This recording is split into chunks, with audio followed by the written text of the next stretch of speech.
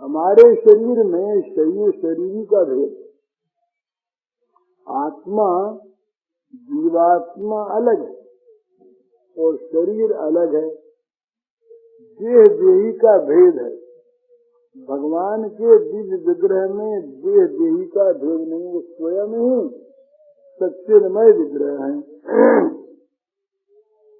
तो इस प्रकार से भगवान निराकार निर्विशेष ब्रह्म होते हुए भी दिव्य आकार संपन्न निराकार हैं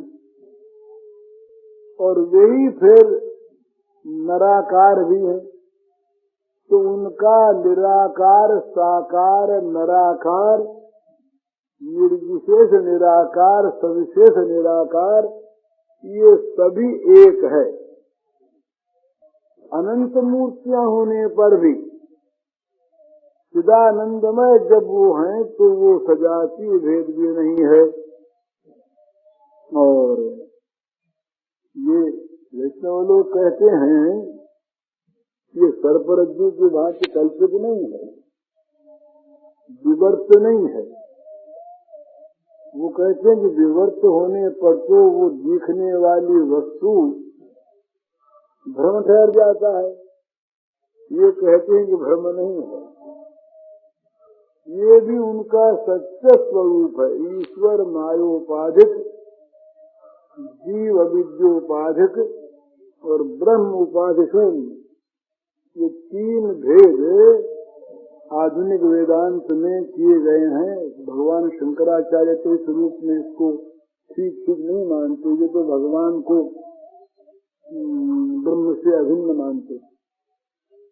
पर कुछ लोग ऐसा मानते हैं कि ईश्वर जो है मायोपाधिक है, माया है वहाँ ईश्वर का अस्तित्व है।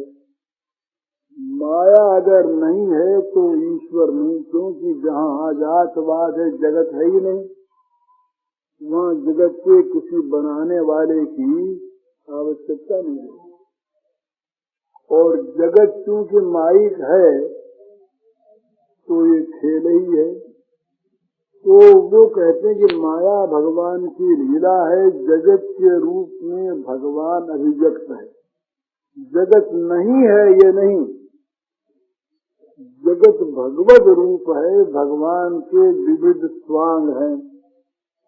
जगत के में होने वाला कर्म प्रवाह और परिवर्तन ये मिथ्या नहीं, ये भगवान की लीला है।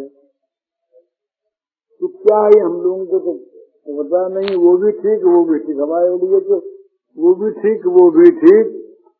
पर यहाँ जिस टीका के आधार पर बोला जा रहा है उसमें यह है कि श्री विग्रह भगवान का नित्य है, अनंत शक्ति है, नित्य है और जगत भी भ्रम कल्पित नहीं है। ये भगवान सच्चिदानंद घन श्री कृष्ण का सिद्ध विलास है और भेद रहित, ये भेद युक्त दिखने पर भी भगवान के अचिंत शक्ति के प्रभाव से ये सजातीय विजातीय त्रिविध भेद वर्जित है। भगवान अद्वैय ज्ञान तत्व हैं और भगवान ज्ञाता, भगवान सर्वज्ञ भी हैं। तो यहाँ ब्रह्मण अनंत शक्ति, ये दोनों बात कई साथ साथ इन्होंने काल नाग पत्नियों ने, क्या ब्रह्म भी हैं और अनंत शक्ति युक्त भी हैं। माने ब्रह्म भी है और सविशेष भी है। जहाँ शक्ति है वहाँ सविशेषता है। लेकिन ये कहते हैं कि भाई वो भेद इसलिए नहीं कि शक्ति और शक्तिमान दो नहीं होते। शक्ति है तो शक्तिमान है, और शक्तिमान है तो शक्ति के का आधार कोई है। अगर शक्तिमान न हो शक्ति रहे कहाँ, और शक्ति नहीं हो तो शक्तिमान हो कैसे। तो ये शक्ति जो है भगवान से अभिन्न है।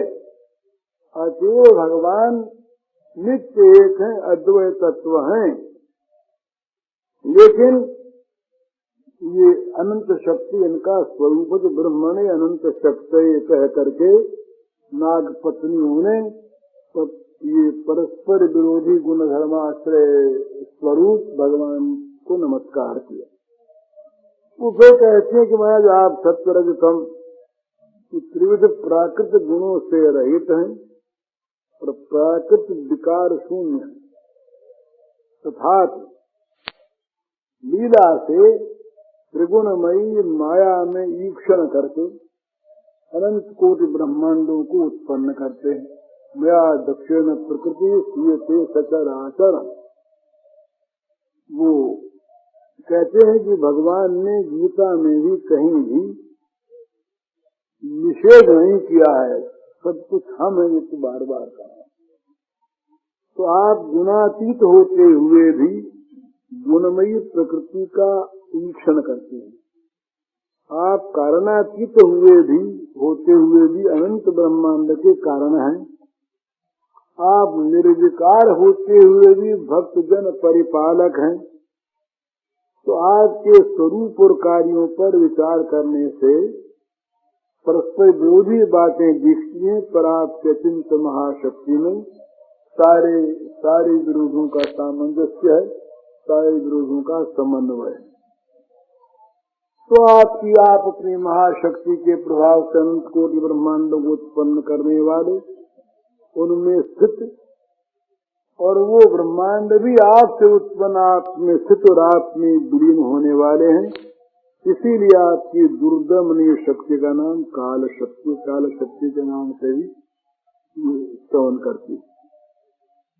तो कहते हैं कि काल शक्ति का प्रभाव कोई अतिक्रम करे, ऐसा संसार में किसी में सामर्थ्य नहीं। कालो विष्णु लोकान समाहर्त प्रवृत्त कोई रोक नहीं सकता। तो जगत और जगत की सारी वस्तुएं काल शक्ति के अधीन है। काल शक्ति के चक्कर में और ये जगत प्रतिष्ठित है। ये काल चक्र का जो आवर्तन है, यही तो समय है। दिन रात्रि वत्सर युग कल्प शत ब्रह्मा और उनकी आयु, ये उत्पत्ति स्थिति विनाश, तो सारा का सारा जिनकी कोई सीमा नहीं, ये सब अनंत अनंत ब्रह्मांड, अनंत अनंत ब्रह्मांडों के सृष्टा ब्रह्मा, जगत के अगणित स्थावर जमाद जीव, ये सब के सब आप में नित्य वर्तमान हैं। आप जब रंगमंच पर आविर्भूत होते हैं तो आप अपना वो नाट्य कौशल दिखलाते हैं, इसकी कोई सीमा नहीं। तो आप इस महान अभिनय के प्रवर्तक हैं, आप ही सूत्रधार हैं और आप ही इसके दर्शक। दृश्य आप ही, दर्शन आप ही और दर्शक आप ही। ये काल तेजत बंधु श्रेष्ठा माहू तेजते ये न विश्वम। ये कहा है कि जिस महाशक्ति के प्रभाव से विश्व में सदा ही क्रिया होती रहती है, चेष्टावान है, ये सदा ही भ्रमणशील है, तो वो काल शक्ति भगवान की लीला है, भगवान की चेष्टा विशेष है। तो भगवान ही काल स्वरूप है। तो काली पत्नी कहते हैं कालाय कालनाभाय काला भय साक्षर। हे भगवान, आप काल स्वरूप, काल चक्र के अंदर स्थित मध्य और केंद्रस्थ कीलक भी और प्रवर्तक भी आप हैं। काल अर्थात काल के द्वारा सृष्ट क्षण, घड़ी, पहर, मास, बत्सर, युग, कल्प, ये इन सब के आप ही सृष्टा हैं और आप ही दृष्टा हैं। आपके लिए कुछ भी असंभव नहीं। आप सर्वेश्वर हैं, सर्वाधार हैं, आपकी प्रेरणा से सब प्रेरित हैं। आप निश्चल हैं। आप चेष्टावान होते हुए भी, लीलामय होते हुए भी नित्य स्थिर हैं, नित्य आप अचंचल हैं, अचल हैं। तो अचल और चल, ये दोनों चीजें आप में एक साथ रहती हैं। ये जो दृश्यमान विश्व है ये आपकी ही मूर्ति है। आपके विराट विग्रह में अनंत अनंत कोटि ब्रह्मांड स्थित हैं। आप ही विश्व के निर्माता हैं और आप ही विश्व के उपादान हैं। निमित्तोपादान कर्म दोनों आप ही हैं। लेकिन ये लोक दृष्टि में विश्व जड़ दिखते हुए भी, अचेतन दिखते हुए भी आप जड़ नहीं। आप इस जड़ की जड़ता को अपने में लिए हुए हैं। आप स्वेच्छा से ही जगत के रूप में परिणत हैं, तथापि आप अपरिणामी हैं। आपके विकार रूप में जगत दिखता है पर आप निर्विकार हैं। ये वैसा जगत नहीं है कि जैसे कुम्हार का बनाया हुआ घड़ा हो या वस्त्रों या किसी जुलाहे का बनाया हुआ बस हो। बनाने वाला और बनाने का उपादान ये दोनों हैं। वहाँ मिट्टी अलग, सूत अलग और कुम्हार अलग, ये बात नहीं। ये जो परिदृश्यमान सारा विश्व है इसके आप ही उपादान हैं और आप इसके निर्माता हैं और आप ही इस रूप में प्रतिभात हो रहे हैं। ये आपका रूप सत्य है। तो इस प्रकार से स्तवन करने के बाद वो कहते हैं कि आप अद्वय होते हुए भी लीला के रूप में नित्य आप अनंत रूप हैं। अनंत रूप आप हैं, रूप रहित और अनंत रूपमय। तो कार्य पत्नियां भगवान के चिंत शक्ति का प्रदर्शन कराती हुई उन्हें विश्व का निर्माता भी कहें और विश्व का उपादान कारण भी कहती हैं। भगवान केवल स्थूल विश्व के कारण है यही नहीं, विश्व में स्थित छोटी बड़ी जितनी वस्तुएं हैं उन सब के भी कारण भगवान नहीं है। आकाश आदि पंचभूत, शब्दादि पंच तन्मात्रा, चक्षु आदि 10 इंद्रियां, प्राण अपान आदि 10 प्राण, संकल्प विकल्पात्मक मन, निश्चयात्मिका बुद्धि और चित्त वृत्ति के सारे भाव, ये सब के सब भगवान की लीला शक्ति के ही प्रकाश हैं, परिणाम नहीं। वे स्वयं सर्वात्मक और सर्वमय होते हुए भी अलग अलग दिखते हैं। तो पर लोग उसको देखते नहीं, क्यों? कि ये आपकी शरणागति के बिना आपको देख नहीं सकते। केवल विवेक को लेकर और केवल ज्ञान को लेकर आपको नहीं पाते। क्यों नहीं पाते? कि आप अपने को ढके रहते हैं अपनी लीला से। नाम प्रकाश सर्वस्व योग माया समावृता है। एक होती है वो माया जो जगत का सृजन करके जगत के जीवों को मोहित करती है। एक होती है वो माया, योग माया, जिससे भगवान अपने को ढके रखते हैं। ये योग माया ही भगवान की निज माया है। इसी को लेकर भगवान का प्राकट्य होता है। योग सन्न दयात्मा भूता नाम ईश्वर दसन कृत्रिम सौमिष्टा संभवा म्यात्माई, तो आत्म माया, यही योग माया। इसी योग माया को लेकर के भगवान मायाबद्ध नहीं, इस योग माया को लेकर के भगवान सारे खेल करते हैं। भगवान विचाराति शरदोत्पन्निका विक्षरण के मस्त को योग माया।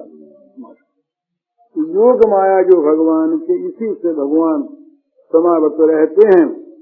तो भगवान सर्वात्मक होने पर भी, सबके रूप में भगवान अभिव्यक्त होने पर भी और दिव्य सज्जनमय विग्रह के रूप में कहीं कहीं पर प्रकट होने पर भी वो योग माया से समावृत होने के कारण से अत्यंत शक्ति जो भगवान की है उसके प्रभाव से वो ढके रहते हैं और चीखते नहीं। तो कार्य पत्नियां कहती कि आपके चिंत शक्ति का कोई अंत नहीं है, आप अनंत हैं और सर्वव्यापी हैं, इतने महान होकर के भी आप अत्यंत सूक्ष्म हैं। इस परिदृश्यमान जगत में जो कुछ भी दिखाई पड़ता है उसमें जो क्षुद्र है वो क्षुद्र भी, और जो महान है, बृहत है, विशाल है, वो भी, ये दोनों ही आप में संभव है। एक कोई विशाल भी हो, बृहद भी हो और अणु भी हो, ये एक में नहीं होता, पर आप में दोनों हैं। और बोलिए देख लिया, यशोदा मैया ने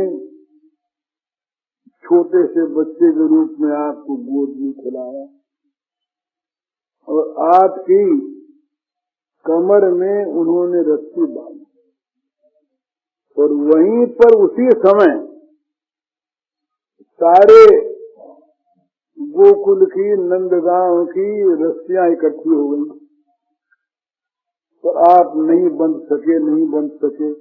जो अंगुली छोटी रस्सी रह गई, एक ही चाल में व्यक्त शरीर था। मैया को शरीर बढ़ा हुआ भी नहीं दिखाई दिया, बढ़ा हुआ बृहद दिखता तो पीछे पीछे दौड़ते कैसे, वो तो अपने को छोटा समझ रही थी। बड़ा बृहद कोई विराट रूप दिखता, हनुमान जी महाराज सीता जी के सामने हो गए, पर भूधराकार शरीरा, ये भूधराकार नहीं दिखे, वही मैया को दिख रहे हैं, वही छोटे से नन्हे से बच्चे। बांधने का बार बार प्रयास करती है तो कभी मैया के मन में इस बात का संकल्प भी उदय नहीं होता है कि इसकी कमर कहीं बड़ी हो गई होगी। मैया की कल्पना में उनकी बृहत्ता जरा भी नहीं आ रही है। मैया को छोटे से बच्चे दिखते हैं पर बंध नहीं रहे, तो बंध क्यों नहीं रहे और बंधे क्यों? ये दोनों गुण भगवान में एक साथ हैं। वो स्थूल भी हैं और वो अणु भी, वो अणु भी नहीं है और स्थूल भी नहीं है। तो ये स्थूलत्व जो अणुत्व है इसका श्रुति ने निषेध किया, और अनुरणीया महतो मैया, इनमें दोनों का श्रुति ने समर्थन भी किया। तो ये क्या चीज है? ये भगवान का अचिंत प्रभाव है। फिर कहा इन्होंने कि आप कूटस्थ हैं, माने सारे विकारों से आप रहित हैं। कोई चीज दूसरी मिली हुई हो, घनता में कोई चीज मिल जाए तो घन नहीं रहता। आपके अंदर नाना प्रकार के विचित्र प्रकाश होते हैं जगत में। बोले ये भी प्रत्यक्ष देख लिया। ब्रह्मा जी ने जब ये बछड़ों को और बालकों को हरण कर लिया, ब्रह्मा जी हरण करके उनको ले गए अलग, और जाकर किसी कंदरा में अपनी माया के प्रभाव से सुला दिया। वो सब बेचारे मूर्छित हो गए, अचेतन हो गए। मूर्छित तो वो हुए भी ब्रह्मा की माया से नहीं, भगवान की लीला शक्ति से, क्योंकि भगवान के निज जनों पर श्री माया का प्रभाव नहीं हो सकता। कि उनकी एक निज जन मोहिनी माया होती है, वो उनको प्रभावित की सुजन मोहिनी माया, फिर स्वमन मोहिनी माया जिनकी जो अपने आप को मोहित कर ले, उनको अपने आप को भी। तो ब्रह्मा जी ने जब इन बछड़ों को और गोवत्सों को हटा करके अलग कर दिया, तब पीछे से जितने गोवत्स थे, जितने बालक थे, जितने उनके सामान, उनके सिंगे भी, उनकी लकड़ियां भी, उनके पैरों की जूती भी, उनके कंबल भी, उनकी रस्सियां भी, और वे भी, उनके बछड़े भी, सारे के सारे जो के त्यों जैसे के तैसे वो बन गए। तो जैसे इतने रूपों में बन करके भी क्या उनमें परिवर्तन हो गया? क्या वे 2, 4, 10 हजार हो गए? ये फिर ब्रह्मा ने जब देखा, जब ब्रह्मा की आंखें खोली भगवान ने, तो देखा कि सब वही अनंत अनंत जितने संसार में दृश्य पदार्थ हैं और जितने चिंतनीय पदार्थ हैं, मन बुद्धि चित्त अहंकार इत्यादि भी, ये सब के सब भगवान हैं। ये उनको दिखाई दिया। तो यहाँ जो अनंत रूप वाले भगवान बनते हैं, ये वास्तव में उनका रूपांतर नहीं होता। अपने रूप में वो रहते हुए ये तो दिखाते। ब्रह्मा जी में दो चीज, ब्रह्मा जी की दो चीज मानते हैं। एक तो ब्रह्मा जी को भगवान की लीला देखने का मन में बड़ा चाव हो गया। जब वो अघासुर का उद्धार देखा, ब्रह्मा ने चकित हो गए कि देखो इस सांप के मुंह में घुस गए और घुस करके सब घुस गए और घुस करके बाहर सब निकले, तो वो मरा नहीं जब तक वो खुद नहीं निकले, और वो निकले और निकलते उसके अंदर से तेज निकला और वो उनके चरणों में समा गया। तो ब्रह्मा जी चकित हो गए कि ये तो भगवान की लीला, कुछ लीला और देखो। तो लीला देखने की इच्छा उनकी हुई, एक कारण तो ये बताते हैं। दूसरा कारण बताते हैं कि भाई उनके मन में भगवान की माया से ही थोड़ा भ्रम हो गया कि ये भगवान जो सर्वशक्तिमान है, सर्वज्ञ है, वो क्या इतने अज्ञ हो गए कि उनसे कहा कि चलो बच्चों को हम ढूंढ लाएं। हम ढूंढेंगे और ढूंढते थोड़े बच्चों को और गोवत्सों को, इनके सर्वज्ञता कहाँ गई?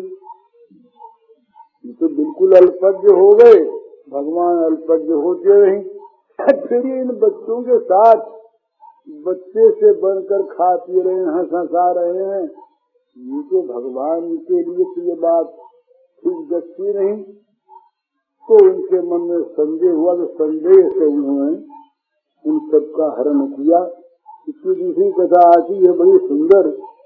वो कहते हैं कि जब मजाक बड़ी विरोध की बात है, ब्रह्मा जी जब इधर इस काम में लगे, उधर भगवान की योग माया ने, योग शक्ति ने क्या किया कि इस ब्रह्मा जी ने बना दिया और नए ब्रह्मा जी को वहाँ भेज दिया ब्रह्मलोक में।